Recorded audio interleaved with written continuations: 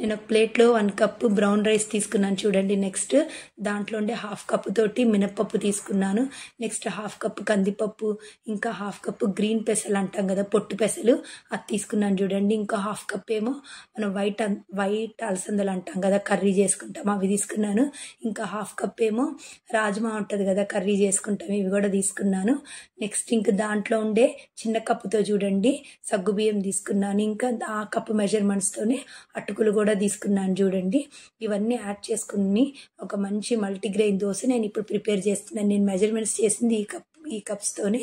Next అవన్నీ ఒక గిన్నెలోకి వేసుకొని శుభ్రంగా 2 టైమ్స్ వాష్ చేసుకొని నేను అది 8 అవర్స్ అవంతా నానేసే చూడండి. ఈ దోశలు పిల్లలకి చాలా హెల్దీ మల్టీగ్రెయిన్ దోశ అనేది, దీంట్లో అన్ని పోషకాహారాలు అవన్నీ ఉంటాయి. అందుకని ఈరోజు నేను మా పిల్లలకి ప్రిఫర్ చేశాను. దాంట్లో నానేసిన తర్వాత 1 స్పూన్ మెంతులు కూడా యాడ్ చేసి నానేసాను. ఈవినింగ్ చూడండి అదంతా నేను మిక్సీ పట్టాను. మిక్సీ పట్టాక మెత్తటి స్మూత్ బ్యాటర్ లాగా వచ్చింది. ఆ బ్యాటర్ అయితే నేను నైట్ అంతా ఫర్మెంట్ చేశాను. నెక్స్ట్ డే మార్నింగ్ ఓపెన్ చేస్తే చూడండి పిండి అంతా ఇలా బాగా పులిసింది. మనం ఎంత కావాలో అంత తీసుకొని మన దోశలు పోసుకోవచ్చు. నేనైతే దాంట్లో మిక్స్ చేసేసాను సాల్ట్ వేసి. ఇప్పుడు చూడండి ప్యాన్కి కొంచెం టిష్యూ వేసి ఆయిల్ పూసి దోశలు పోస్తే మనకి చాలా బాగా వస్తాయి. ఈ ప్యాన్ నేను క్యాస్ట్ ఐరన్ అమెజాన్లో తీసుకున్నాను. 1500 పడింది. దోశలు అయితే అసలు ఎంత బాగున్నాయి క్రిస్పీగా.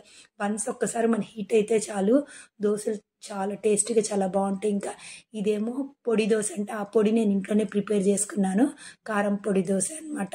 ఇంకా నెక్స్ట్ వేసే దోశ ఏమో మా నెల్లూరు స్పెషల్ కారం దోశ వేస్తున్నాము చూడండి. దోశ అంతా ఇలా స్ప్రెడ్ చేసుకొని కారం పైన వేసేసి కొంచెం ఆయిల్ కొంచెం గీ అనేది వేస్తే తినేటప్పుడు ఆ కారం దోశ అనేది చాలా టేస్టీగా ఉంది. ఇంకా ఈ మల్టీగ్రెయిన్కి ఈ కారం దోశ అయితే ఎక్సలెంట్గా ఉంది. ఇవాళ మా బ్రేక్ఫాస్ట్ ఇదే.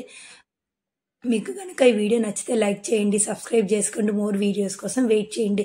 ఇంకోటి, పిల్లలకి ఇలా దోశలు పెట్టడం వల్ల వాళ్ళు హెల్తీగా ఉంటారు, వాళ్ళ టమ్మీ కూడా ఫుల్గా ఉంటుంది. చాలా అంటే చాలా బాగున్నాయి మల్టీగ్రెయిన్ దోశ. మీరు కూడా ఇలా దోశ వేసుకొని ట్రై చేయండి. నార్మల్ దోశలు ఎప్పుడు ఏం తింటామో, అందుకని వెరైటీగా ఉంటుందని నేను ఈ దోశలు చేశాను. బాయ్.